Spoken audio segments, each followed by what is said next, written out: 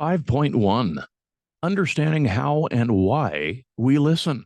Learning objectives. Describe the stages of the listening process. Discuss the four main types of listening. Compare and contrast the four main listening styles. Listening is the learned process of receiving, interpreting, recalling, evaluating, and responding to verbal and nonverbal messages. We begin to engage with the listening process long before we engage in any recognizable verbal or nonverbal communication. It is only after listening for months as infants that we begin to consciously practice our own forms of expression. In this section, we will learn more about each stage of the listening process, the main types of listening, and the main listening styles. Heading: The listening process. Listening is a process and, as such, doesn't have a defined start and finish. Like the communication process, listening has cognitive, behavioral, and relational elements and doesn't unfold in a linear, step by step fashion. Models of processes are informative in that they help us visualize specific components, but keep in mind they do not capture the speed, overlapping nature, or overall complexity of the actual process in action. The stages of the listening process are receiving, interpreting, recalling, evaluating, and responding. Heading: Receiving. Before we can engage the other steps in the listening process, we must take in a stimuli through our senses. In any given communication encounter, it is likely that we will return to the receiving stage many times as we process incoming feedback and new messages. This part of the listening process is more physiological than other parts, which include cognitive and relational elements. We primarily take in information needed for listening through auditory and visual channels. Although we don't often think about visual cues or a part of listening, they do influence how we interpret messages. For example, seeing a person's face when we hear their voice allows us to take in nonverbal cues from facial expressions and eye contact. The fact that these visual cues are missing in email, text, and phone interactions presents some difficulties for reading contextual clues into meaning received through only auditory channels. Our chapter on perception discusses some of the ways in which incoming stimuli are filtered. These perceptual filters also play a role in listening. Some stimuli never make it in. Some are filtered into subconsciousness, and others are filtered into various levels of consciousness based on their salience. Recall that salience is the degree to which something attracts our attention in a particular context, and that we tend to find salient things that are visually or audibly stimulating and things that meet our needs or interests. Think about how it's much easier to listen to a lecture on a subject that you find very interesting. It is important to consider noise as a factor that influences how we receive messages. Some noise interferes primarily with hearing, which is the physical process of receiving stimuli through internal and external components of the ears and eyes. And some interferes with listening, which is the cognitive process of processing the stimuli taken in during hearing. While hearing leads to listening, they are not the same thing. Environmental noise, such as other people talking, the sounds of traffic, and music, interfere with the physiological aspects of hearing. Psychological noise, like stress and anger, interfere primarily with the cognitive processes of listening. We can enhance our ability to receive and, in turn, listen by trying to minimize noise. Heading: Interpreting. During the interpreting stage of listening, we combine the visual and auditory information we receive and try to make meaning out of that information using schemata. The interpreting stage engages cognitive and relational processing as we take in informational, contextual, and relational cues and try to connect them in meaningful ways to previous experiences. It is through the interpreting stage that we may begin to understand the stimuli we have received. When we understand something, we are able to attach meaning by connecting information to previous experiences. Through the process of comparing new information with old information, we may also update or revise particular schemata if we find the new information relevant and credible. If we have difficulty interpreting information, meaning we don't have previous experience or information in our existing schemata to make sense of it, then it is difficult to transfer the information into our long term memory for later recall. In situations where understanding the information we receive isn't important or isn't a goal, this stage may be fairly short or even skipped. After all, we can move something to our long term memory by repetition and then later recall it without ever having understood it. I remember earning perfect scores on exams in an anatomy class in college because I was able to memorize and recall, for example, all the organs in the digestive system. In fact, I might still be able to do that now over a decade later, but neither then or now could I tell you the significance or function of those organs, meaning I didn't really get to a level of understanding, but simply stored the information for later recall. Heading Recall. Our ability to recall information is dependent on some of the physiological limits of our memory, of how memory works. Overall, our memories are known to be fallible. Here, we forget about half of what we hear immediately after hearing it, recall 35% after 8 hours, and recall 20% after a day. Our memory consists of multiple storage units, including sensory storage, short term memory, working memory, and long term memory. Our sensory storage is very large in terms of capacity, but limited in terms of length of storage. We can hold large amounts of unsorted visual information for, about a tenth of a second. By comparison, we can hold large amounts of unsorted auditory information for longer, up to 4 seconds.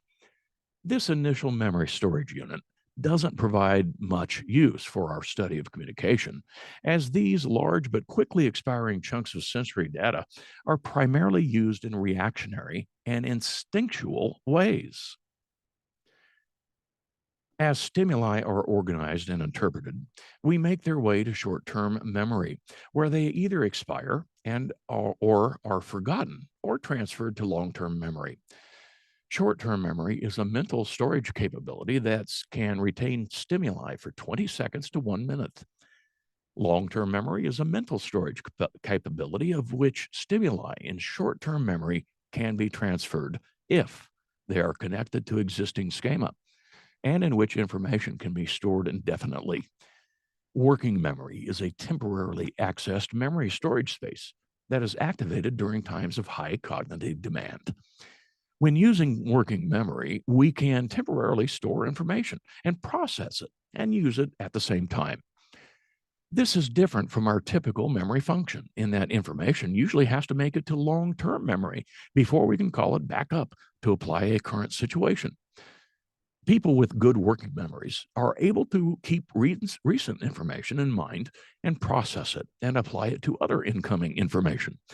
This can be very useful during high stress situations.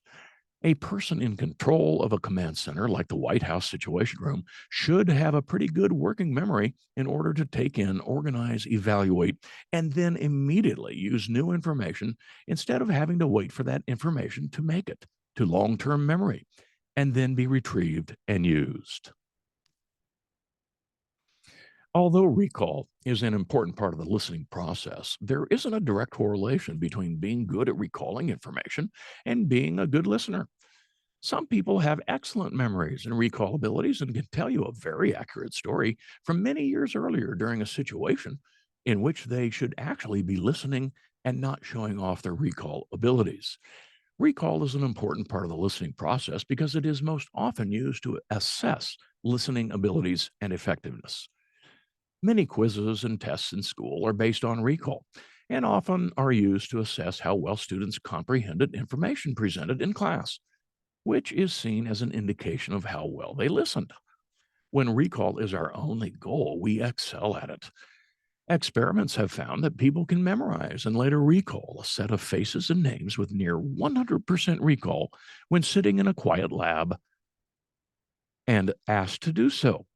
But throw in external noise, more visual stimuli, and multiple contextual influences, and we can't remember the name of the person we were just introduced to 1 minute earlier.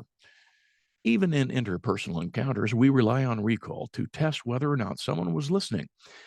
Imagine that Azam is taking, or rather talking to his friend Bell, who is sitting across from him in a restaurant booth. Azam, annoyed that Bell keeps checking her phone, stops and asks, "Are you listening?" Bell inevitably replies, "Yes," since we rarely fess up to our poor listening habits. And Azam replies, "Well, what did I say?" Heading: Evaluating. When we evaluate something, we make judgments about its credibility, completeness, and worth. In terms of credibility, we try to determine the degree to which we believe a speaker's statements are correct and true. In terms of completeness, we try to read between the lines and evaluate the message in relation to what we know about the topic or situation being discussed. We evaluate the worth of a message by making a value judgment about whether we think the message is a good idea or a bad idea, right, wrong, or desirable, undesirable. All these aspects of evaluating require critical thinking skills, which we aren't born with but must develop over time through our own personal and intellectual development. Studying communication is a great way to build your critical thinking skills because you learn much more about the taken for granted aspects of how communication works, which gives you tools to analyze and critique messages, senders, and contexts. Critical thinking and listening skills also help you take a more proactive role in the communication process, rather than being a passive receiver of messages that may not be credible, complete, or worthwhile. One danger within the evaluation stage of listening is to focus your evaluation lenses more on the speaker than the message. This can quickly become a barrier to effective listening if we begin to prejudge a speaker based on his or her identity or characteristics rather than on the content of his or her message. We will learn more about how to avoid slipping into a person centered rather than message centered evaluative stance later in the chapter. Heading: Responding. Responding entails sending verbal and nonverbal messages that indicate attentiveness and understanding or a lack thereof. From our earlier discussion of a communication model, you may be able to connect this part of the listening process to feedback. Later, we will learn more specifics about how to encode and decode the verbal and nonverbal cues sent during the responding stage. But we all know from experience some signs that indicate whether a person is paying attention and understanding a message or not. We send verbal and nonverbal feedback while another person is talking and after they are done. Back channel cues are the verbal and nonverbal signals we send while someone is talking and can consist of verbal cues like uh-huh, oh, and right, and or nonverbal cues like direct eye contact, head nods, and leaning forward. Back channel cues are generally a form of positive feedback that indicates others are actively listening. People also send cues intentionally and unintentionally that indicate they aren't listening. If another person is looking away, fidgeting, texting, or turned away, we will likely interpret those responses negatively. Paraphrasing is a responding behavior that can also show that you understand what was communicated. When you paraphrase information, you rephrase the message into your own words. For example, you might say the following to start off a paraphrased response: "What I heard you say was," or "It seems like you're saying." You can also ask clarifying questions to get more information. It is often a good idea to paraphrase with a question to keep a conversation flowing. For example, you might pose the following paraphrase and question pair: "It seems like you believe you were treated unfairly. Is that right?" Or you might ask a standalone question like, "What did your boss do that made you think he was playing favorites?" Make sure to paraphrase and or ask questions once a person's turn is over, because interrupting can also be interpreted as a sign of not listening. Paraphrasing is also a good tool to use in communicated, or rather computer mediated communication, especially since miscommunication can occur due to a lack of nonverbal and other contextual cues. Heading: The importance of listening. Understanding how listening works provides the foundation we need to explore why we listen, including various types and styles of listening. In general, listening helps us achieve all the communication goals physical, instrumental, relational, and identity that we learned about in the chapter titled Introduction to Communication Studies. Listening is also important in academic, professional, and personal contexts. In terms of academics, poor listening skills were shown to contribute significantly to failure in a person's first year of college. In general, students with high scores for listening ability have greater academic achievement. Interpersonal communication skills, including listening, are also highly sought after by potential employers, consistently ranking in the top 10 in national surveys. That's according to the National Association of Colleges and Employers in 2010. Poor listening skills, lack of conciseness, and inability to give constructive feedback have been identified as potential communication challenges in professional contexts. Even though listening education is lacking in our society, research has shown that introductory communication courses provide important skills necessary for functioning in entry level jobs, including listening, writing, motivating, persuading, interpersonal skills, informational interviewing, and small group problem solving. Training and improvements in listening will continue to pay off as employers desire employees with good communication skills, and employees who have good listening skills are often more likely to get promoted. Listening also has implications for our personal lives and relationships. We shouldn't underestimate the power of listening to make someone else feel better and to open our perceptual field to new sources of information. Empathetic listening can help us expand our self and social awareness by learning from other people's experiences and by helping us take on different perspectives. Emotional support in the form of empathetic listening and validation during times of conflict can help relational partners manage common stressors of relationships that may otherwise lead a partnership to deteriorate. The following list reviews some of the main functions of listening that are relevant in multiple contexts. The main purposes of listening are to focus on messages sent by other people or noises coming from our surroundings, to better our understanding of other people's communication, to critically evaluate other people's messages, to monitor nonverbal signals, to indicate that we are interested or paying attention, to empathize with others and show we care for them, relational maintenance, and to engage in negotiation, dialogue, and other exchanges that result in shared understanding of or agreement on an issue. Heading: Listening types. Listening serves many purposes, and different situations require different types of listening. The type of listening we engage in affects our communication and how others respond to us. For example, when we listen to empathize with others, our communication will likely be supportive and open, which will then lead the other person to feel heard and supported, and hopefully view the interaction positively.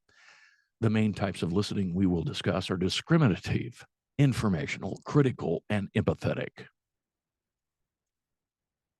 Heading: Discriminative listening. Discriminative listening is a focused and usually instrumental type of listening that is primarily physiological and occurs mostly at the receiving stage of the listening process. Here, we engage in listening to scan and monitor our surroundings in order to isolate particular auditory or visual stimuli. For example, we may focus our listening on a dark part of the yard while walking the dog at night to determine if the noise we just heard presents us with any danger. Or we may look for a particular nonverbal cue to let us know our conversational partner received our message. In the absence of a hearing impairment, we have an innate and physiological ability to engage in discriminative listening. Although this is the most basic form of listening, it provides the foundation on which our more intentional listening skills are built. This type of listening can be refined and honed. Think of how musicians, singers, and mechanics exercise specialized discriminative listening to isolate specific oral stimuli, and how actors, detectives, and sculptors discriminate visual cues that allow them to analyze, make meaning from, or recreate nuanced behavior.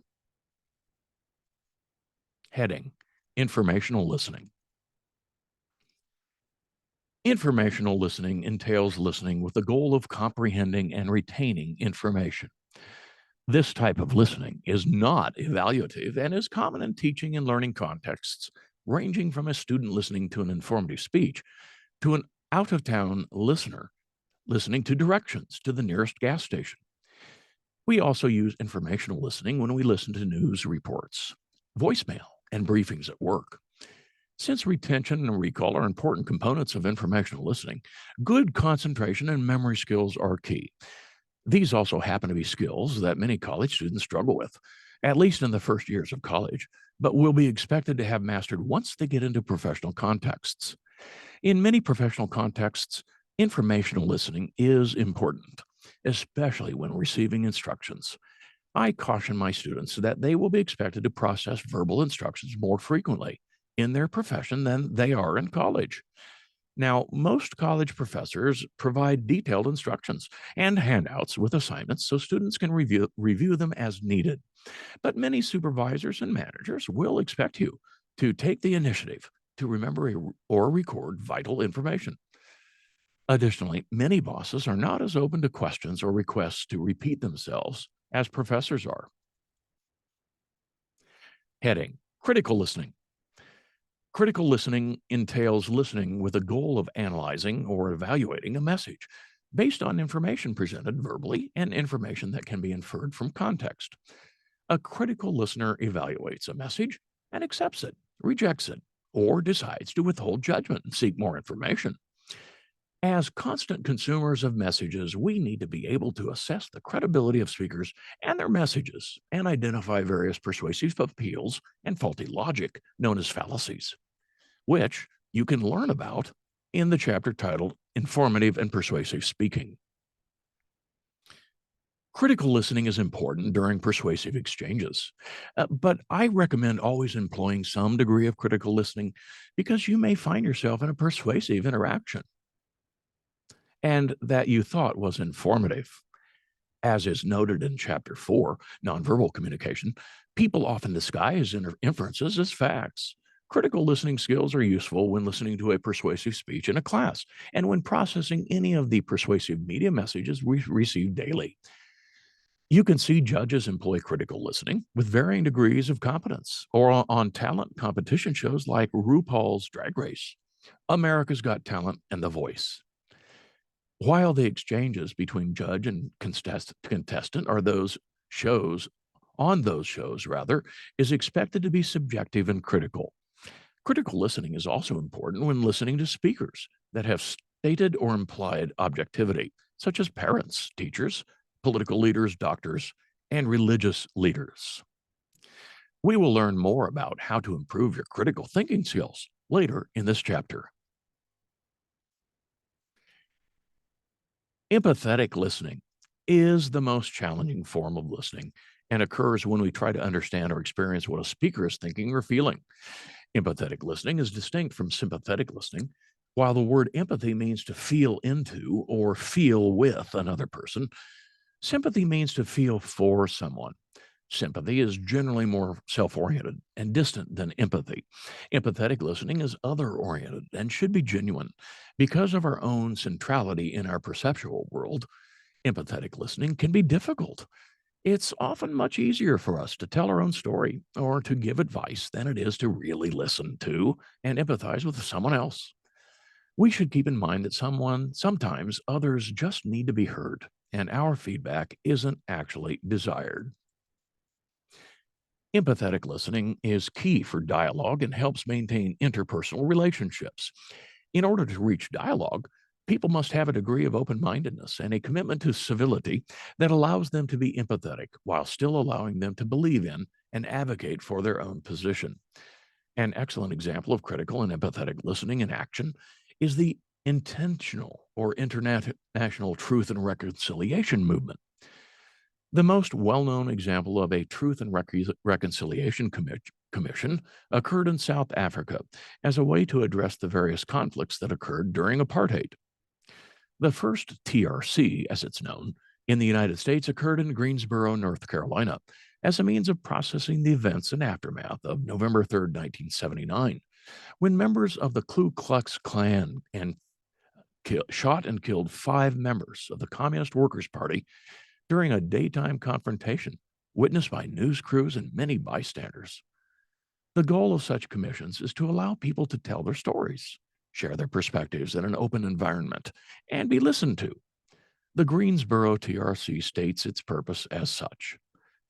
The Truth and Reconciliation process seeks to heal relations between opposing sides by uncovering all pertinent facts, distinguishing truth from lies, and allowing for acknowledgement, appropriate public mourning, forgiveness, and healing.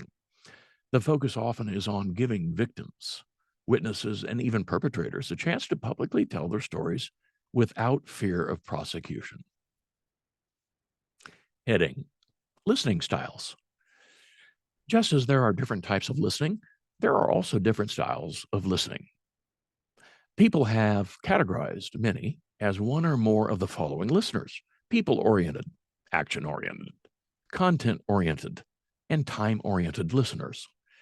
Research finds that 40% of people have more than one preferred listening style, and that they choose a style based on the listening situation. Other research finds that people often still revert back to a single preferred style in times of emotional or cognitive stress, even if they know a different style of listening would be better.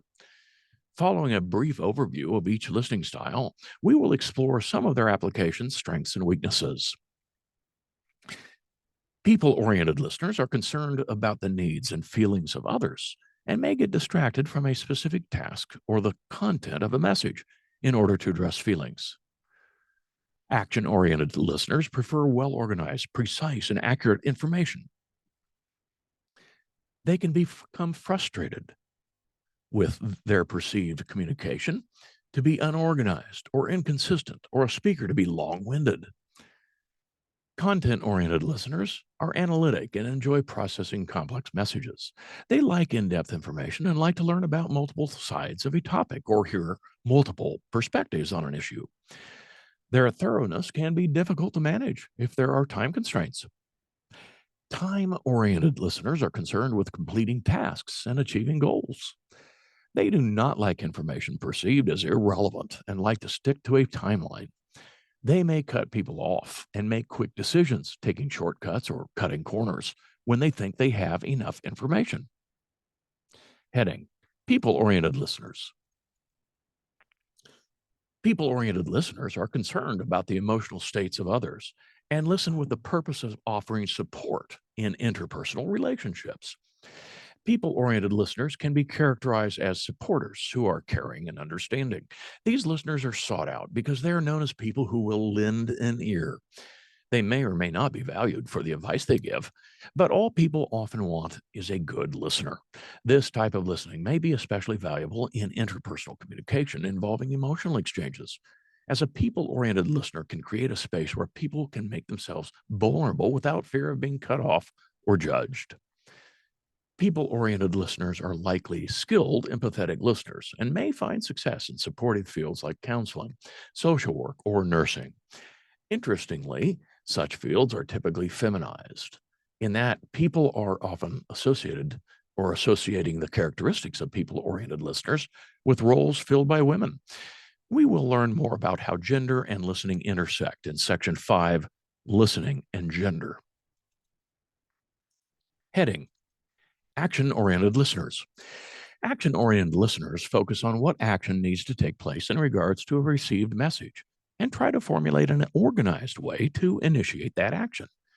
These listeners are frustrated by disorganization because it detracts from the possibility of actually doing something. Action-oriented listeners can be thought of as builders, like an engineer, a construction site foreperson, or a skilled projection manager. This style of listening can be very effective when a task needs to be completed under time, budgetary, or other logistical constraints. One research study found that people prefer an action-oriented style of listening in instructional contexts.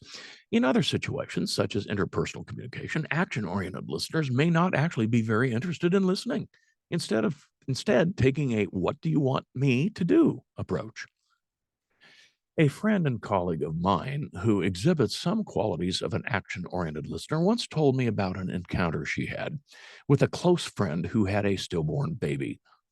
My friend said she immediately went into action mode. Although it was difficult for her to connect with her friend at an emotional, empathetic level, she was able to use her action oriented approach to help out in other ways as she helped make funeral arrangements, coordinated with other family and friends, and handled the details that accompanied this tragic emotional experience. As you can see from this example, the action oriented listening style often contrasts with the people oriented listening style. Heading: Content oriented listeners. Content oriented listeners like to listen to complex information and evaluate the content of a message, often from multiple perspectives, before drawing conclusions. These listeners can be thought of as learners, and they also ask questions to solicit more information to fill out their understanding of an issue. Content oriented listeners often enjoy high perceived credibility because of their thorough, balanced, and objective approach to engaging with information. Content oriented listeners are likely skilled, informational, and critical listeners and may find success in academic careers in the humanities, social sciences, or sciences. Ideally, judges and politicians would also possess these characteristics. Heading: Time oriented listeners. Time oriented listeners are more concerned about time limits and timelines than they are with the content or senders of a message. These listeners can be thought of as executives, and they tend to actually verbalize the time constraints under which they are operating. For example, a time oriented supervisor may say the following to an employee who has just entered his office and asked to talk: "Sure, I can talk, but I only have about 5 minutes." These listeners may also exhibit nonverbal cues that indicate time and or attention shortages, such as looking at a clock, avoiding eye contact, or nonverbally trying to close down an interaction. Time-oriented listeners are also more likely to interrupt others, which may make them seem insensitive to emotional personal needs. People often get action-oriented and time-oriented listeners confused. Action oriented listeners would be happy to get to a conclusion or decision quickly if they perceive that they are acting on well organized and accurate information. They would, however, not mind taking longer to reach a conclusion when dealing with a complex topic, and they would delay making a decision if the information presented to them didn't meet their standards of organization. Unlike time oriented listeners, action oriented listeners are not as likely to cut people off, especially if people are presenting relevant information, and are not as likely to take shortcuts.